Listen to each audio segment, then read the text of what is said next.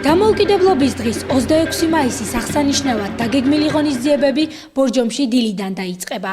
11 საათზე მოხდება 9 აპრილის მემორიალის შემკობა გვირგვინებით. 11 საათსა და 30 წუთზე მსვლელობა გადმოინაცვლებს აფხაზეთში დაღუპულთა ხსოვნის მემორიალთან.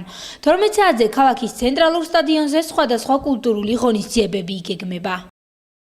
12 საათისთვის ქალაქის ცენტრალურ სტადიონზე შეიკრიბება საზოგადოება, მონაწილეობას მიიღებენ გრანდიოზულ ღონისძიებაში, ანუ ჩვენი რესურსებით გრანდიოზულ ღონისძიებაში, სპორტ სკოლის შემადგენლობა, სრული შემადგენლობა, როგორც პედაგოგები, ასევე ბავშვები, კოლონის სახით შემოვლენ ისინი და მოაწყობენ სანახაობით ჩვენებებს გამართავენ მაყურებლებისთვის. მეორე ნაწილში აუცილებლად კულტურის და ხელოვნების ცენტრის სახსაზრდელები მიიღებენ მონაწილეობას და ისინიც საინტერესო საჩვენებელ ღონისძიებას გამართავენ. ღონისძიებაზე იგეგმება ღვაწლმოსილი მწვრთნელების და სპორტის პედაგოგების დაჯილდოვება.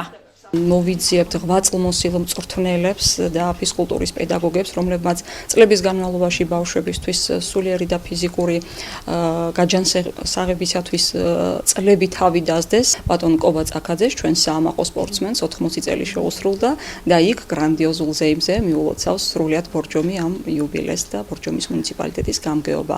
ასევე დაბადების დღეს მიულოცავთ ჩვენს სახელოვან რევაზ ლაშხს. 15 საათზე რაიონის საჯარო სკოლებს შორის ჩატარდება გუნდური ჩემპიონატი ჭადრაკში. დამოუკიდებლობის დღის აღსანიშნავად დაგეგმილი ღონისძიებები მთელი დღის განმავლობაში გაგრძელდება. ღონისძიებების ორგანიზატორი ბორჯომის მუნიციპალიტეტის გამგეობის კულტურის სამსახურია.